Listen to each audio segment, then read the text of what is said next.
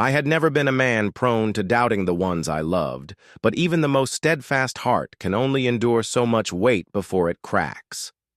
This is the story of how that happened to me, and how I discovered that the lies I had built my life upon were as fragile as glass. It started as an ordinary day, a Wednesday like any other.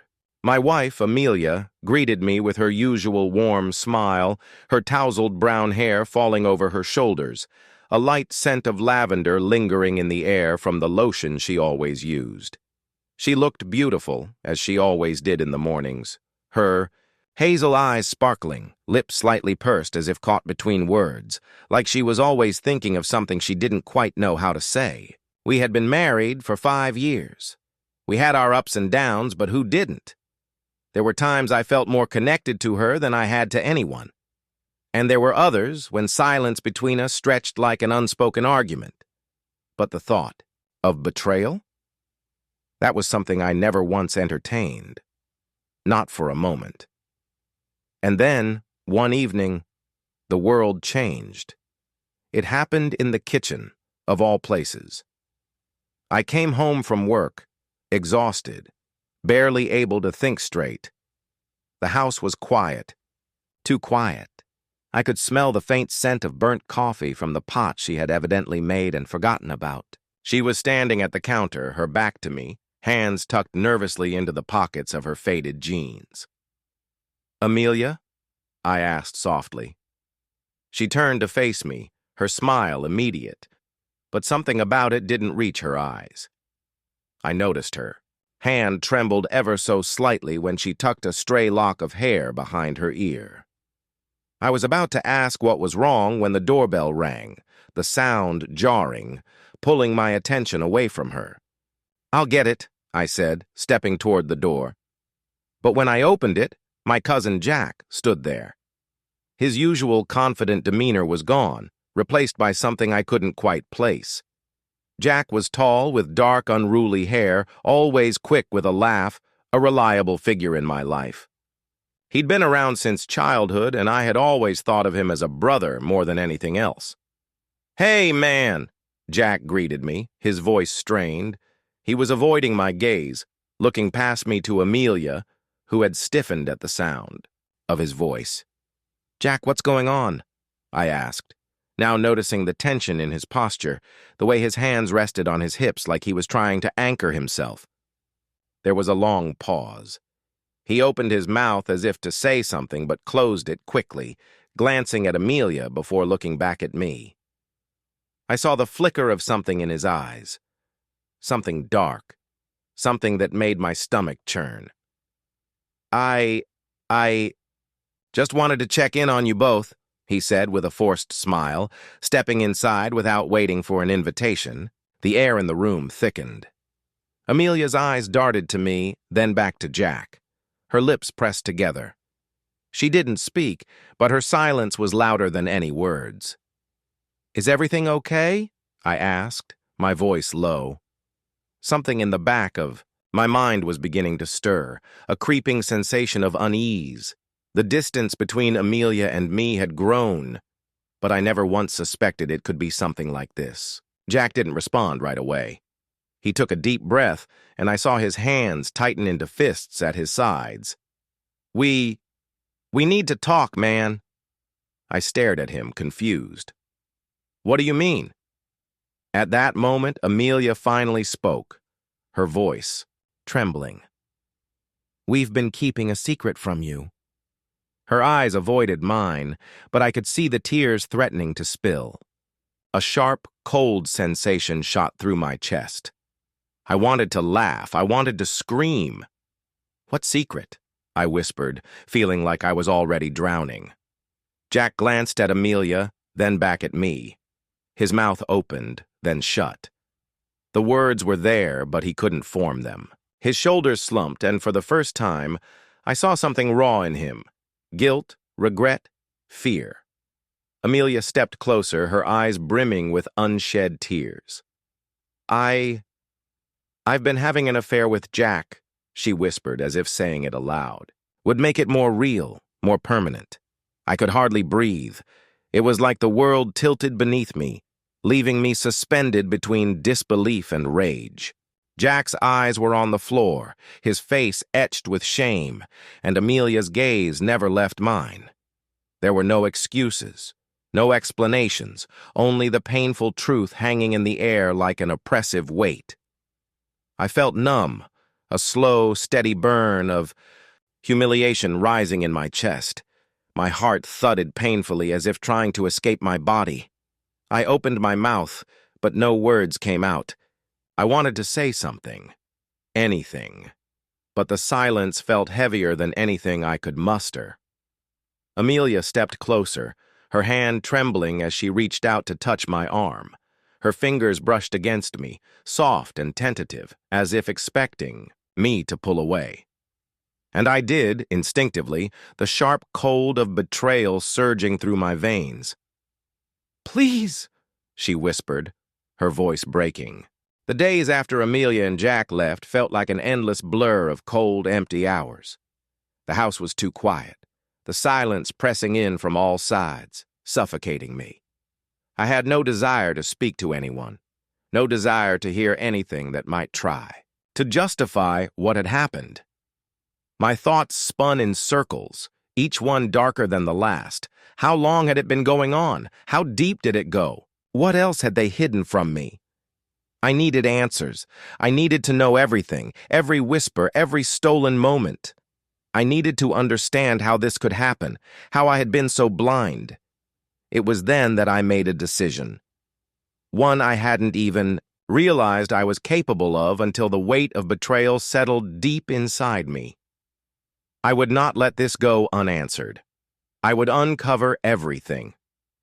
I picked up the phone, my fingers trembling slightly as I dialed the number. I had no experience with lawyers, no idea where to begin. But there was something inside me, something sharp and insistent that knew this was the only way. "Good afternoon, this is Grant & Associates. How can I help you?" A calm, professional voice answered. "I need help," I said, my voice hoarse. It felt strange to say those words aloud, as if I was admitting some weakness. But I was past that. This wasn't about pride. This was about justice. "I need a lawyer who can investigate a personal matter. Infidelity." The line was silent for a moment. Then the voice spoke again, softer now. "I understand. Are you looking for surveillance, or do you need someone to help you build a case?" "Both. I need surveillance. I need to know where she goes, who she sees, everything." My heart thudded against my ribs as I spoke, the words coming out of me with a mixture of disgust and something far darker. "I need the truth." A brief pause followed, and then, "I can connect you with one of our specialists, someone who handles cases like yours. We'll take it from there." I felt the weight of the decision settling in. I was all ready to, far gone to back out now. The thought of not knowing, of letting Amelia's lies fester unchecked, was unbearable. I wanted answers, and I would stop at nothing to get them. The next day, I met with the lawyer in a small office tucked away in the city, the air thick with the scent of expensive leather chairs and the sterile edge of too many papers stacked on desks. The lawyer, a sharp-eyed man in his late 40s, with salt and pepper hair and a steady, calculating demeanor, sat across from me. "I understand you want to proceed with an investigation," he said, his voice smooth, devoid of judgment. His eyes were unreadable, like a mask. I nodded. "Yes, I need to know what happened, how long it's been going on. I need proof." "You've come to the right place," he said, folding his hands together. "We have the resources to track her. Discreetly, of course. The goal is to collect as much information as possible without raising suspicion. Do you have any leads? Any specifics we should be aware of?" I hesitated for a moment, then recounted everything I knew. The strange late nights, the distant behavior, the whispers I'd overheard that never made sense, the small, barely noticeable changes in her routine. How, after all these years, I had missed the signs. There's one thing that's been bothering me, I said, leaning forward. I have a feeling Jack is involved, but I don't know how deep it goes. He's been around for as long as I can remember. I trusted him, like a brother. The lawyer nodded, taking careful notes. It's not uncommon for people to rely on those closest to them. We'll investigate him as well. We need to know every detail. I felt a strange, sick satisfaction at the thought of Jack being watched.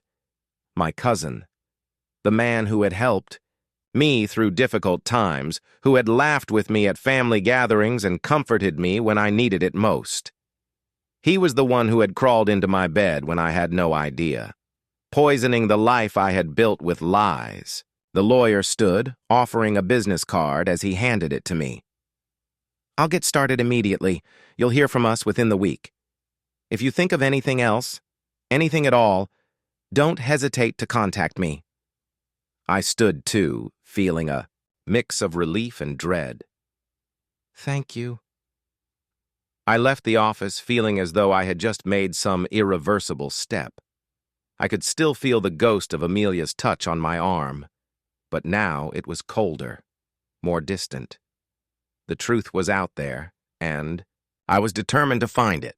That night, after a fitful sleep filled with dreams I couldn't recall, I sat at the kitchen table staring at the empty chair where Amelia had once sat. The smell of her perfume still lingered in the air, a cruel reminder of what I had lost. It had been days since she left, but the space she had left behind was still suffocating.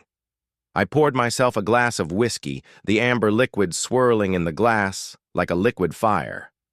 I'm doing this for me, I told myself, my hands trembling, only slightly as I took a sip. The week dragged on, each day slower than the last. I spent my time pacing through the house, replaying the details of the betrayal in my head, running over every conversation, every glance. There was an ache in my chest, a gnawing emptiness, and all I could think about was what I didn't know. What hadn't they told me? How much had been hidden, disguised behind false smiles and empty promises? The lawyer's office had promised to keep me updated, but the silence between our exchanges was deafening. I began to feel the weight of anticipation, an almost unbearable tension as I waited for the truth to be unearthed. Then, just as the silence had become a living thing, the phone rang. I froze when I saw the lawyer's name on the caller ID. My heart raced, but I didn't answer immediately. I wasn't ready. I needed to prepare myself, but part of me, the restless part, needed to know. My hand trembled as I swiped to answer. Mr. Wells! The lawyer's voice was calm, steady, but there was something more in it now. Something colder, more knowing. We've gathered some information. We need to discuss it. I closed my eyes, taking a slow breath. Tell me, I said, my voice tight, like it was pulled by invisible strings. Your wife, Amelia, he began, his voice slightly hesitant as though weighing each word. She's been seeing someone regularly. It's been going on for several months. The words hit me like a physical blow. My stomach lurched, and I leaned against the wall to steady myself. Several months. That was longer than I had suspected.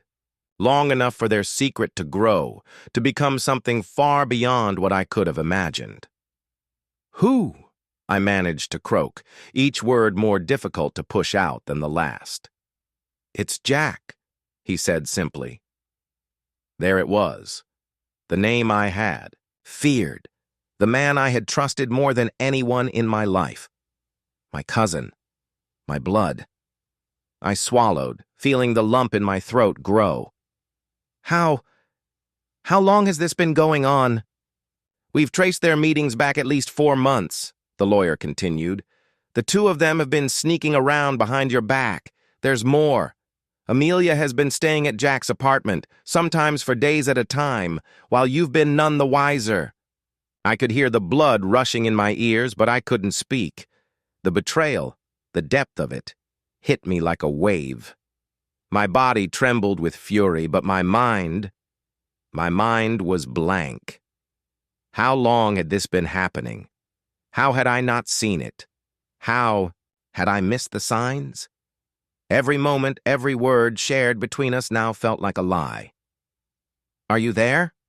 The lawyer's voice broke through the chaos of my thoughts.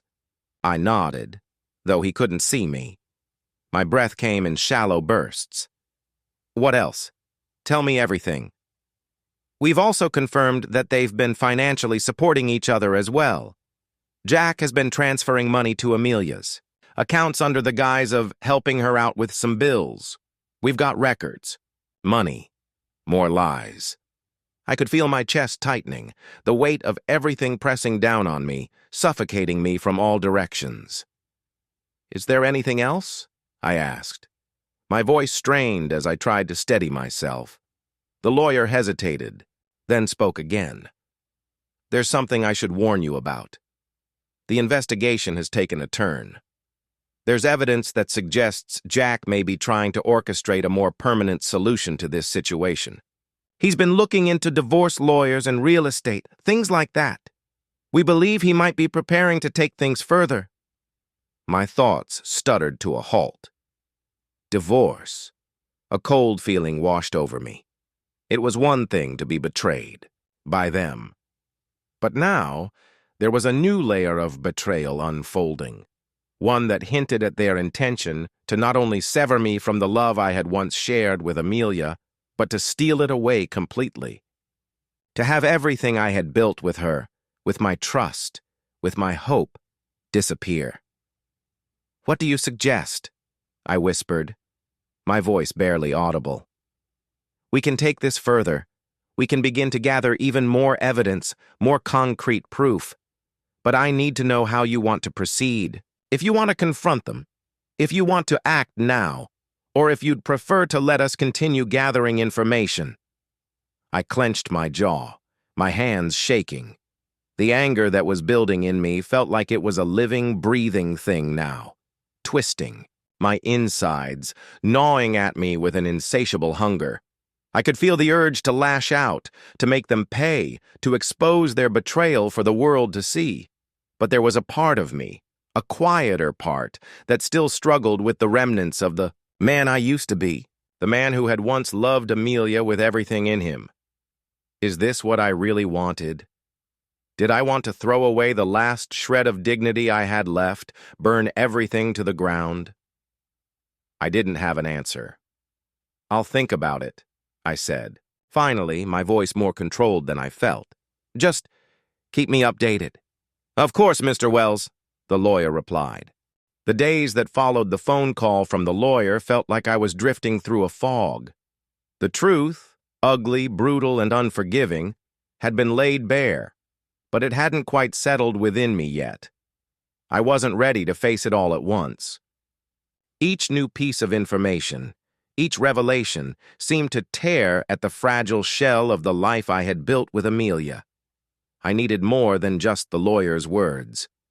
I needed proof. Something undeniable, something that would leave no room for doubt. I decided to take matters into my own hands.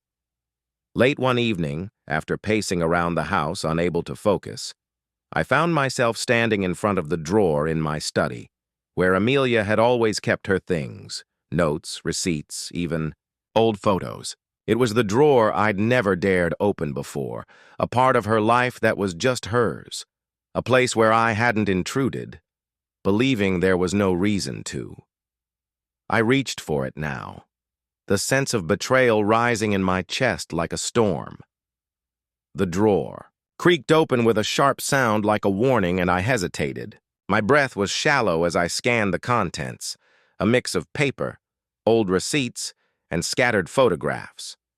My hands trembled slightly as I rifled through it, each movement deliberate. I pulled out a few receipts, mostly for groceries, things we'd bought together. But then, a small slip of paper caught my eye. It was tucked into the back of the drawer, wedged between a bundle of notes. It was a hotel receipt. The name of the hotel was unfamiliar, but it was the date and the room number that made my pulse race. My fingers traced the edges of the receipt, feeling the sharpness of the paper like it was a knife. I squinted at the details. 2 nights, room 305, and I knew, without a shadow of a doubt, what it meant. My stomach churned as I read the date.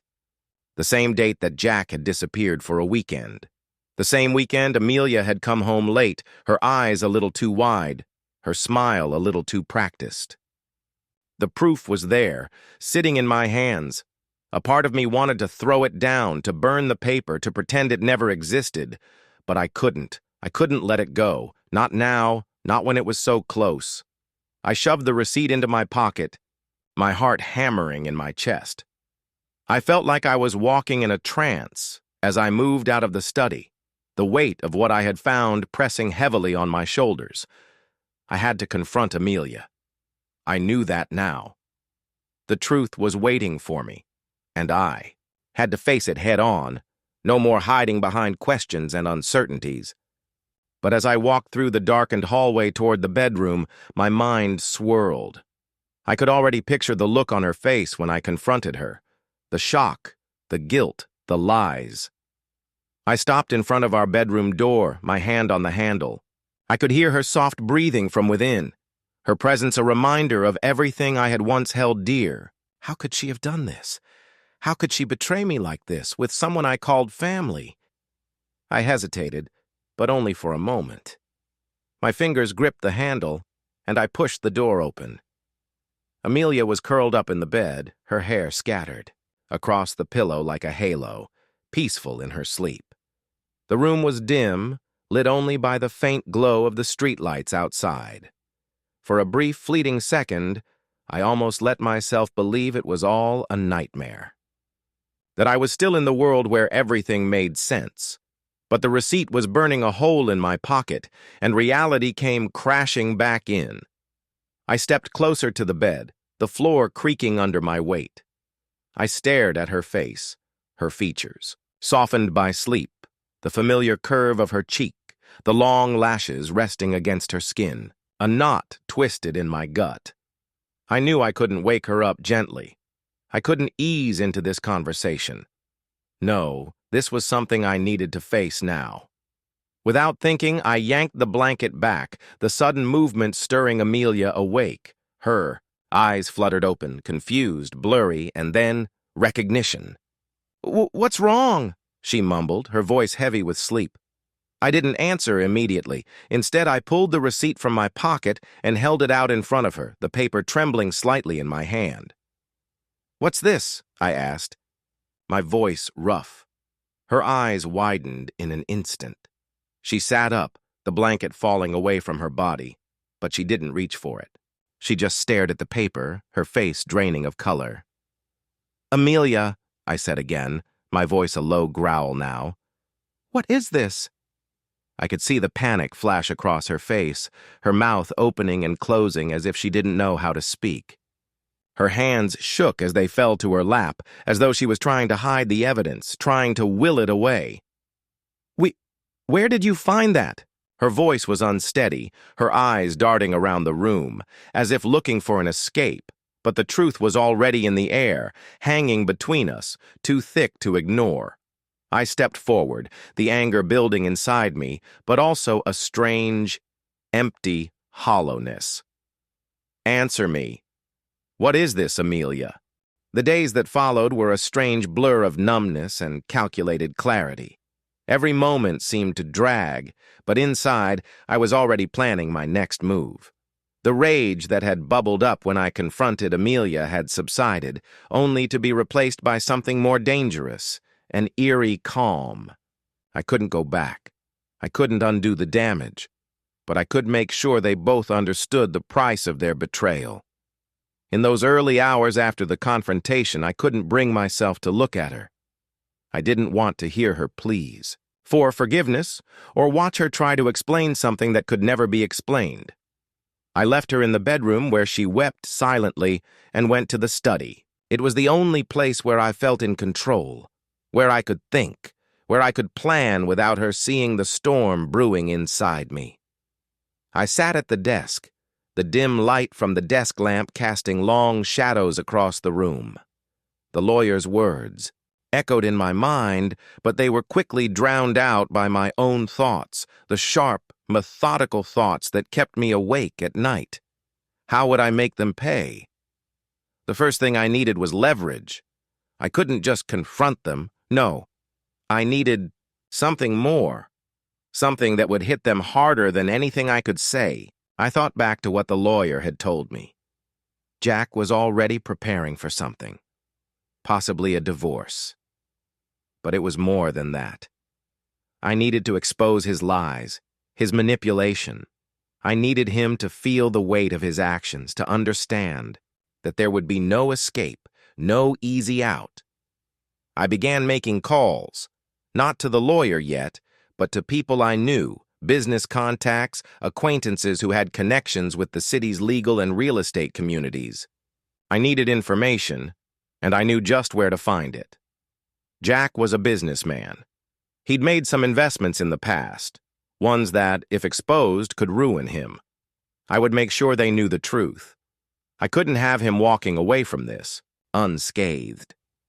As I made the calls, I kept my voice steady, my intentions hidden beneath a thin veneer of civility. No one could know what I was planning, not yet. I played my part perfectly, pretending that everything was still normal, that I wasn't already setting the stage for their downfall. Over the next few days, I followed a careful routine. I spent my time researching Jack's investments and the companies he'd been involved with. I used connections, my own reputation in the business world, to dig deeper into his financial dealings. I found his weaknesses, small details that had gone unnoticed, under the radar. Tax filings, delayed, payments and questionable deals. There were cracks in his carefully constructed facade, and I would make sure those cracks widened until everything crumbled. But it wasn't just Jack I had to focus on. I had to deal with Amelia, too. She was still my wife, and despite everything, that had happened. The thought of her hurt more than I cared to admit. But I couldn't let emotions cloud my judgment. No. I had to stay focused on the plan. She had betrayed me, and now she would have to pay the price for her lies. I began to study her actions closely, even when she tried to pretend everything was normal between us. I would listen to her conversations, watch her movements, and keep track of the places she went. I knew that if I could find the right moment, the right piece of evidence, I could take her down, too. I wasn't just going. To expose their affair, I was going to make sure they lost everything. The tension between us thickened with each passing day. I could feel Amelia watching me more closely now, sensing that something had changed, though she had no idea just how far I was willing to go. She would try to apologize again, but I would shut her down with a simple gesture, a quiet dismissal. I couldn't afford to let her close now. I had to remain distant, detached, calculating. One evening, when Amelia was out, I found myself in the garage, the dim light flickering overhead. The thought of her, the woman I had once loved, clung to my thoughts, her face haunting every corner of the house. But it was Jack's face that I pictured now, his smile, his smug confidence. He thought he could get away with this. He thought he could walk away without consequences. But I was going to make sure he couldn't. I spent hours in the garage, methodically organizing everything I had learned. The files, the papers, the evidence. I put it all together, piece by piece, until I had a plan. I wouldn't just expose Jack's business dealings. I would expose his lies to his family, to everyone he'd ever deceived. I would make sure that the world saw him for what he truly was, a fraud, a manipulator, a man who thought he could take what wasn't his and get away with it. But there was still something else I needed, a final piece to ensure that both of them understood the consequences of what they had done. I couldn't let Amelia think she could get away with betraying me without repercussions. The days that followed were some of the longest of my life. Every minute felt stretched thin, as if the weight of what I was about to do was sinking in deeper with each passing hour. I'd given Amelia the letter, my letter, and now it was only a matter of time before the storm would hit. I could already see it in my mind's eye, The way her face would fall when she read it. The tremor in her hands as she saw the full extent of her betrayal laid bare in black and white. But that wasn't enough. I needed to make sure she felt it in her bones. I couldn't leave anything to chance. The first part of the plan was already set into motion. Jack's world was starting to crack. The paperwork I had gathered was carefully curated and already beginning to leak out to the people who mattered. The ones who would cause him real harm. His business associates were getting wind of some of his shady dealings, and the pressure was beginning to build. He hadn't realized it yet, but his comfortable, self-satisfied world was already falling apart around him. I kept my distance from Amelia as I waited. She tried to engage, tried to talk, but I kept my responses short. My eyes cold. She could feel the shift in the air. I could see it in the way she looked at me when she thought I wasn't paying attention, the silent desperation in her eyes, the way she clung to the hope that I might let it go. But I couldn't. And I wouldn't. Not now. Not after everything. It was the third day after the letter when I finally saw the effects of my actions. Amelia was sitting at the kitchen table. The letter opened in front of her, her face pale and drawn. Her hands were trembling, her fingers circling the edges of the paper as though she was trying to make sense of what she had just read. I leaned against the doorframe, watching her, my arms folded across my chest. My pulse quickened, but I kept my composure. I had already made my decision. There was no turning back. Finally, she spoke. Her voice was shaky, a whisper that barely broke. The silence. You really went through with it, didn't you? I could hear the accusation in her words, but also something else. Fear. Fear of what she had unleashed. She looked up at me, her eyes wide, searching, as if expecting some sign of mercy, some indication that I might still care enough to stop. But I don't care anymore. The thought echoed through me like a drumbeat, steady and cold. I took a step closer, my presence heavy in the room. You have no idea what you've done, do you? My voice was calm, almost too calm. But inside, there was a storm, an anger so deep I wasn't sure how to keep it from spilling over. This isn't just about you, Amelia. This is about everything you've stolen from me, everything you've broken. Her lips trembled, and her eyes welled with tears. But I didn't move to comfort her. I wasn't here to comfort her. I was here to make her face the consequences of her actions. You don't have to do this, she whispered, her voice hoarse. Please, we can fix this. I couldn't stop myself from laughing, a hollow, bitter laugh that cut through the room like a blade. Fix this? I repeated, taking another step forward. How do you fix something like this, Amelia? How do you fix what you've done? I could see it in her eyes now, the realization that she couldn't escape, that she couldn't talk her way out of this. I wasn't going to forgive her. I wasn't going to forget. She'd crossed a line, and now she had to live with the consequences. I loved you, I said, my voice low. But you never loved me. Not really. You loved yourself. You loved the way I made you feel safe, the way I gave you everything. And you didn't care who you hurt in the process.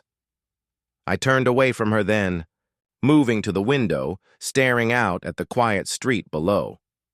The night was still, but my mind was racing, turning everything over again and again. I was doing the right thing.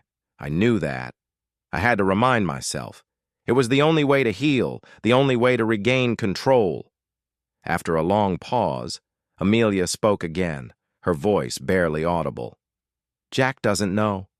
He doesn't know about the letter. He doesn't know what you're doing.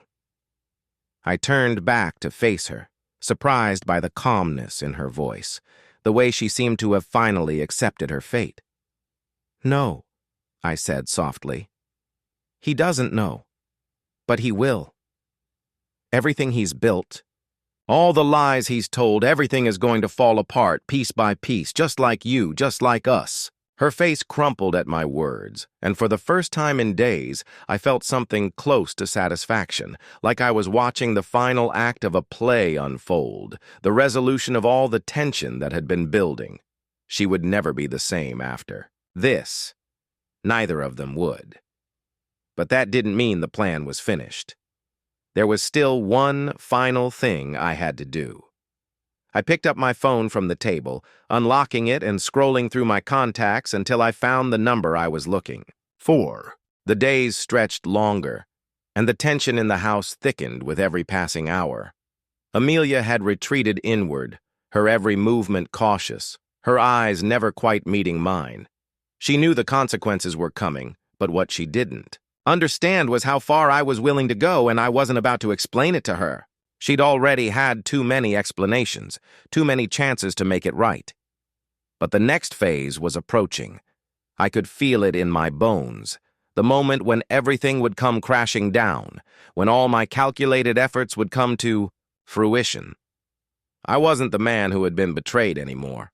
I had become something else, someone colder, more deliberate, more powerful. Every decision, every word I'd spoken in the last few days had been deliberate, designed with one goal in mind: to make them feel the weight of their actions.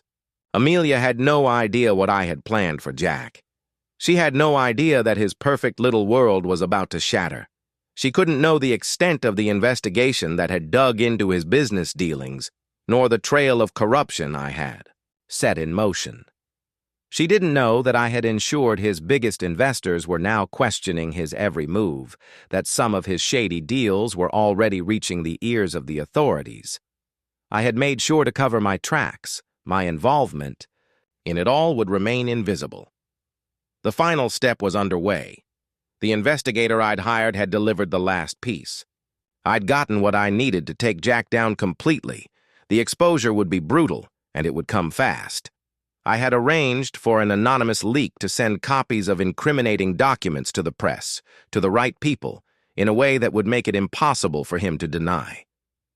The documents were damning, proof of financial manipulation, shady dealings with under-the-table payouts, and worse. The type of exposure that would ruin his reputation in a heartbeat. It was perfect, and it would leave Jack with no way out. But there was something else, something more personal. I couldn't just ruin his career. I had to make him feel the same way I did, the same sting of humiliation, the same crushing blow of betrayal. I needed him to lose everything. The day of reckoning arrived quietly. I could feel the shift in the air as soon as I woke up. Amelia was still in bed, her back turned to me as if she could pretend the world outside hadn't changed. She hadn't confronted me about the letter yet, but I knew that would come soon enough. And when it did, I would be ready. I moved through the house with deliberate precision, my steps measured. The scent of coffee lingered in the air, the mundane rhythm of the day playing out in the background as I got dressed. A part of me felt detached from it all, like I was watching myself move through the motions, knowing that this was the last time I would ever have to pretend I wasn't planning my revenge. The phone rang. A sharp intrusion into the silence of the house. I glanced at the screen. It was a blocked number. My stomach tightened, but I answered it, my voice steady. Yes? The voice on the other end was low, almost too quiet. It's done. My pulse quickened, but I kept my tone calm. Good. The voice paused for a moment, then added, I've sent the documents.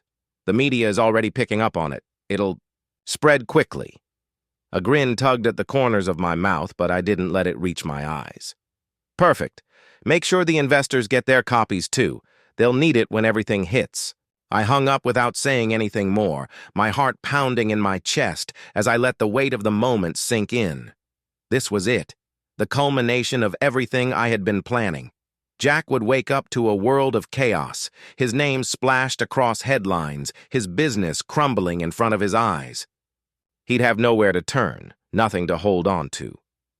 Amelia came down for breakfast later, her movements slower than usual, almost tentative. I sat at the table, watching her as she poured herself a cup of coffee, her hands trembling slightly. She looked at me once, but quickly averted her gaze, sensing the tension in the air. "Are you going to say something?" she asked, her voice soft but heavy with uncertainty. I didn't answer immediately. I didn't have to. I could see the way she was second-guessing everything. I knew she was putting the pieces together, realizing that she was no longer in control, that I was the one pulling the strings now. Finally, I spoke.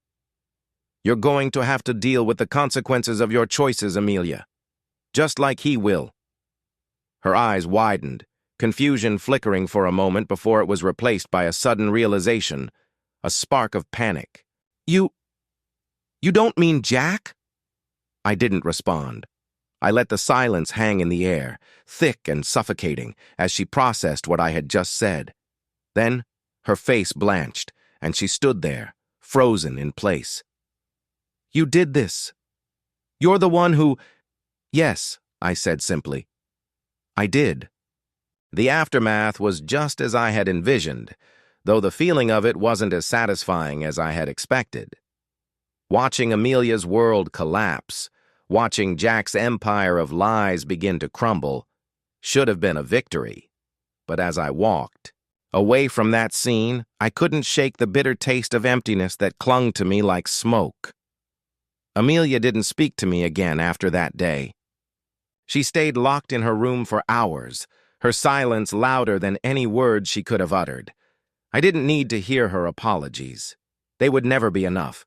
She had betrayed me in a way that words couldn't fix. But as the days wore on and I watched the fallout unfold, I started to realize something. There was no satisfaction in revenge, not in the way I thought there would be. Yes, Jack was losing everything: his company, his reputation, his so-called friends. The media had a field day with the revelations, and his investors were scrambling to pull their funds before they too were swept up in the scandal. The phone calls came, one after another, from people who had once hailed him as a business genius, now condemning him as a fraud. But all of it felt hollow.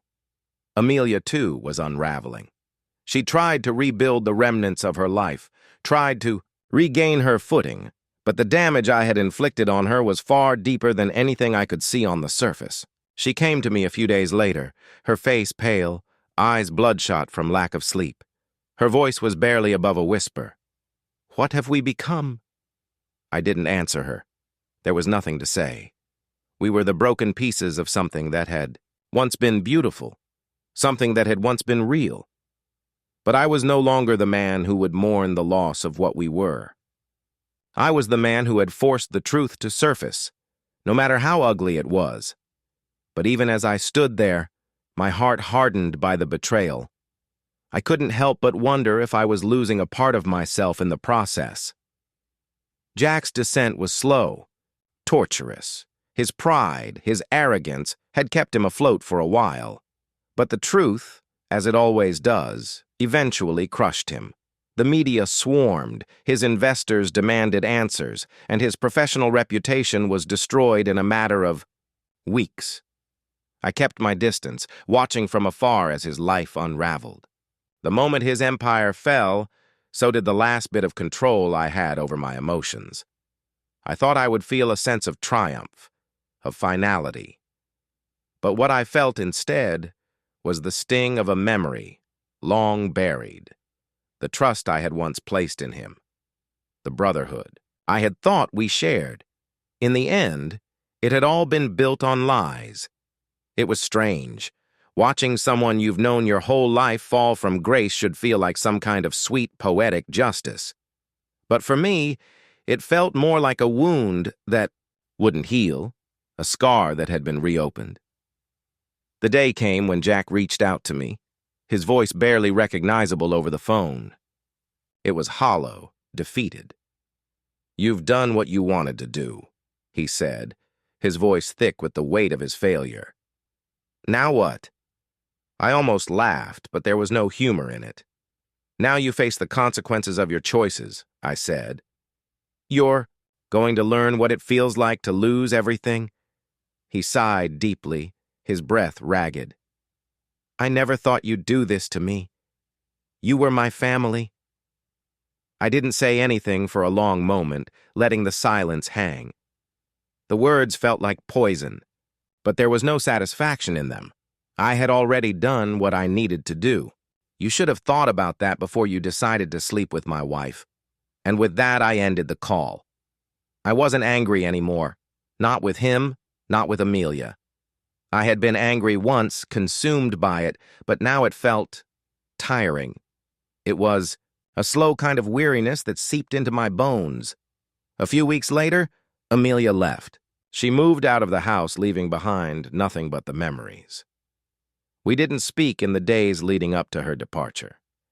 She packed her things in silence, and I didn't stop her. There was nothing left for us to say. The love we had once shared was shattered beyond repair. The damage was irreversible, and I knew it as well as she did. I didn't chase her. I didn't beg her to stay. There was no point. She had made her choices, and so had I.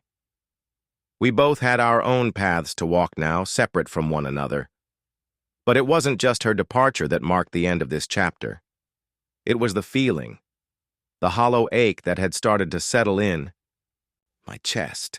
I wasn't sure what to do with it, how to carry it. Revenge, as sweet as it seemed at first, had left me empty.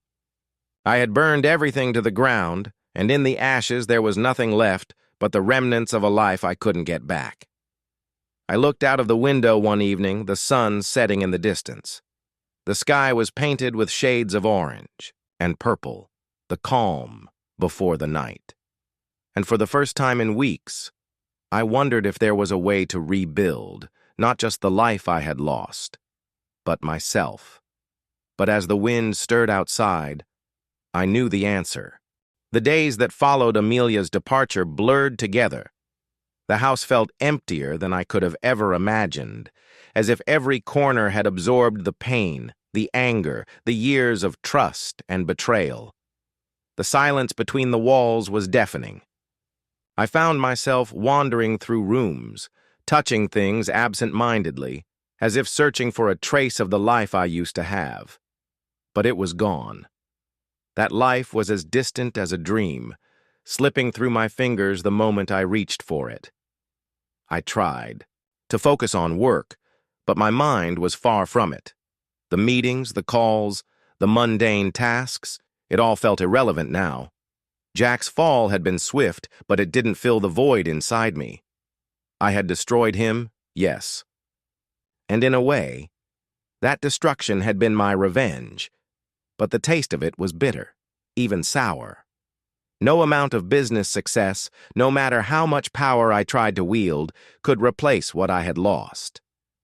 Some nights, when the darkness pressed in, I wondered if my need for revenge had been a way to avoid facing the deeper, more terrifying truth. That all of this, the betrayal, the revenge, the destruction of everything, I had done to avoid confronting myself, to avoid confronting the fact that I had been complicit in my own downfall. There were moments when I thought about what could have been. Had I been a better husband? A better partner? Or had I simply turned a blind eye to the cracks, to the distance that had slowly crept in between us? The answers didn't come easily, but they haunted me. Weeks passed. The sharp edges of the pain began to dull, but they never quite went away. It was like the wound had healed over, but the scar remained, a constant reminder of the choices I had made. One night, as I sat in the quiet of the living room, staring into the empty space where Amelia used to sit, my phone buzzed.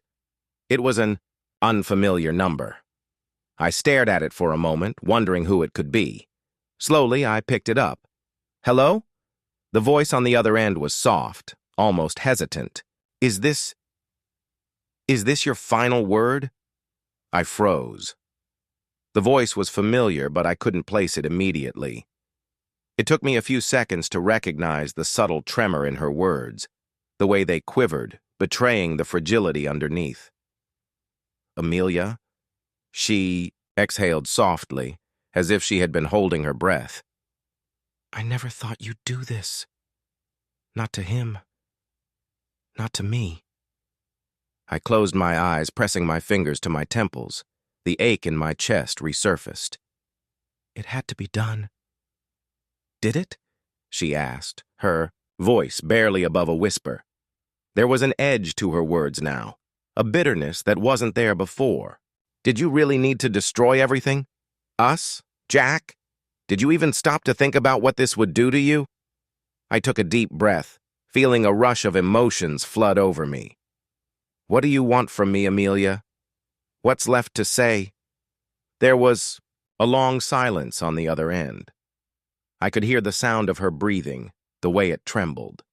Then, in the quietest voice, she said, "I want you to understand. I never meant for any of this to happen." I let out a shaky laugh, though it was devoid of humor. "Then why did you do it?" My voice cracked slightly, betraying the vulnerability I was trying so hard to suppress. "Why did you betray me? Why did you destroy us?" "Because," she faltered, and I could hear the tears in her voice now. "Because I was lost.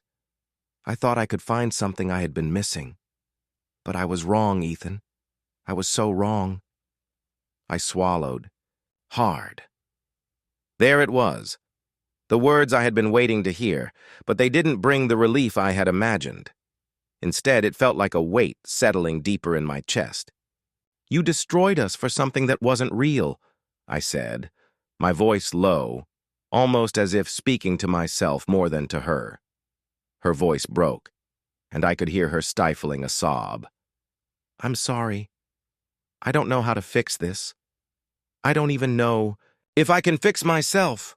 The rawness of her words hit me harder than I expected. I had spent so long focusing on the anger, on the need for vengeance, that I had never considered what she was going through, what her own pain might have been like. But even in that raw honesty, I felt nothing that could undo the past. "You can't fix this, Amelia. You can't fix what you've broken. What we've broken," I said, the words slipping out before I could stop them. I heard her take another shaky breath. "Maybe I deserve to lose everything.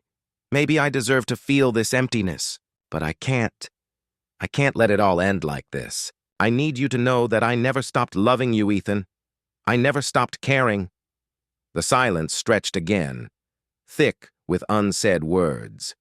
My heart ached, torn between the desire to reach out, to pull her back, and the knowledge that doing so would only bring more pain. I had already lost her once, had already lost myself in the process. "I can't forgive you, Amelia. I don't think I ever will," I said quietly, the finality in my voice settling over both of us. She was silent for a long time, and when she finally spoke again, in the weeks that followed, life began to take on a strange rhythm. The house, once a symbol of my shattered marriage, felt like a shell, empty, yes, but also unburdened by the constant noise of past mistakes. Amelia's absence left a hollow space, but it was one I learned to navigate. I filled the emptiness with work, with long nights at the office and early mornings spent pushing through endless tasks.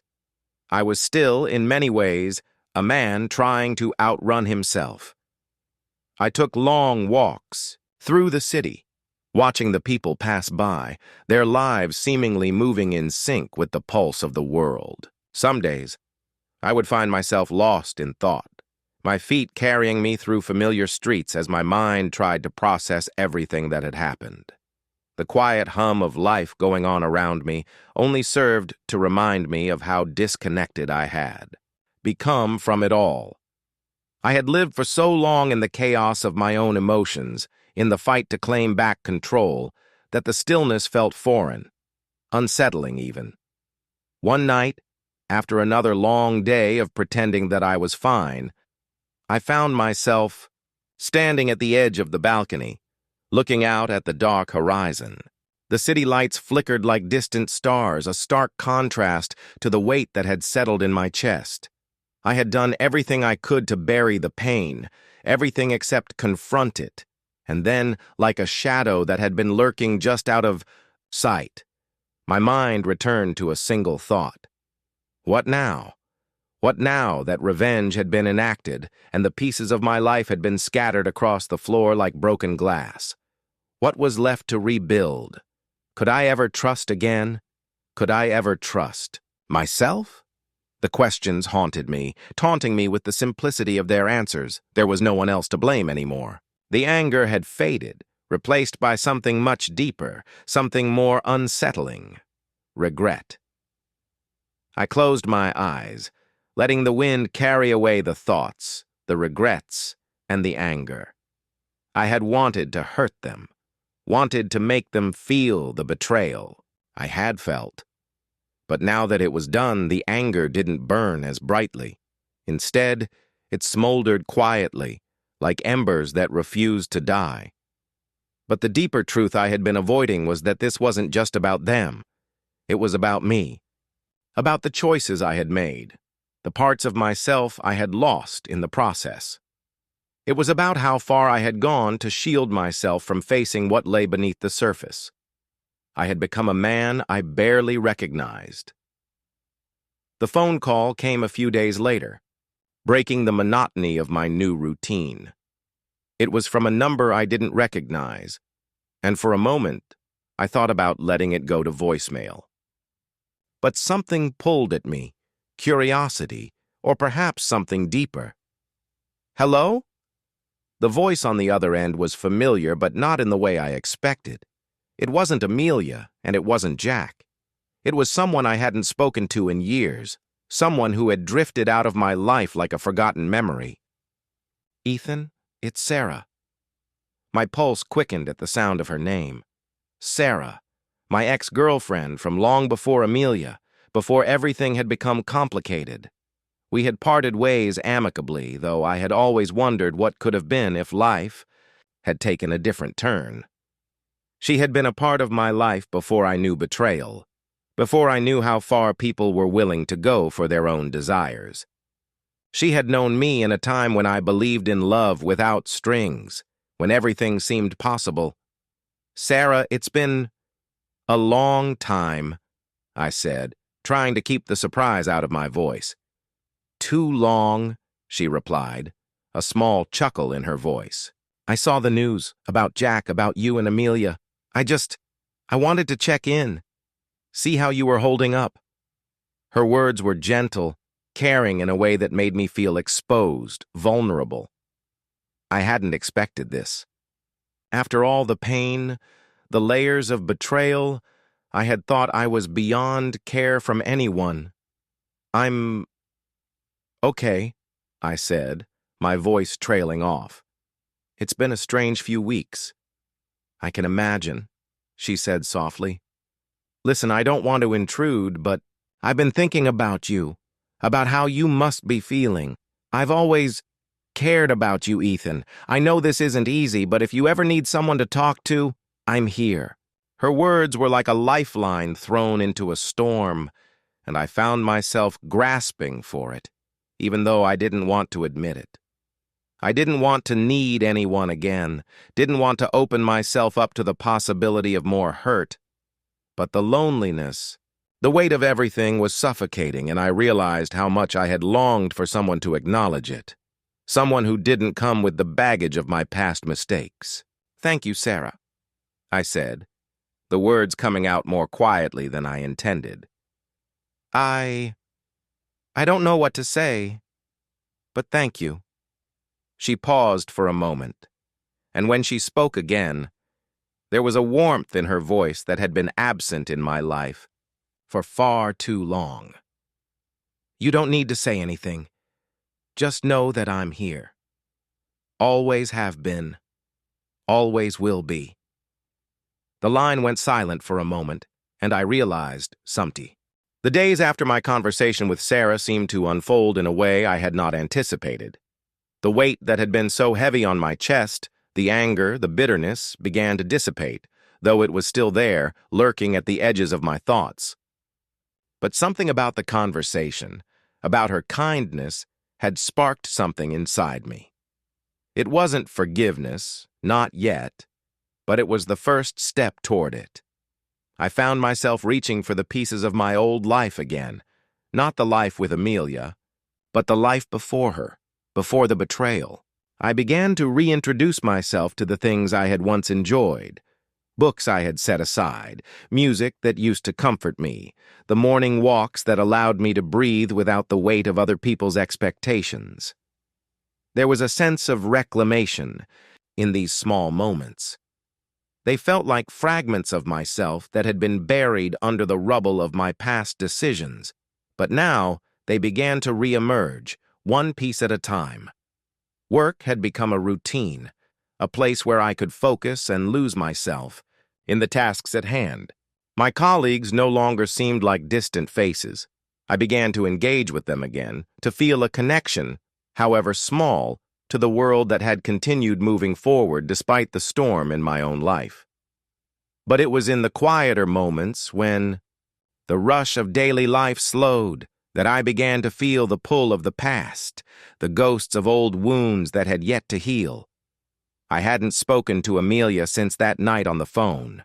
She had faded into the background of my mind, a presence I tried to push aside, though it lingered like smoke that refused to dissipate.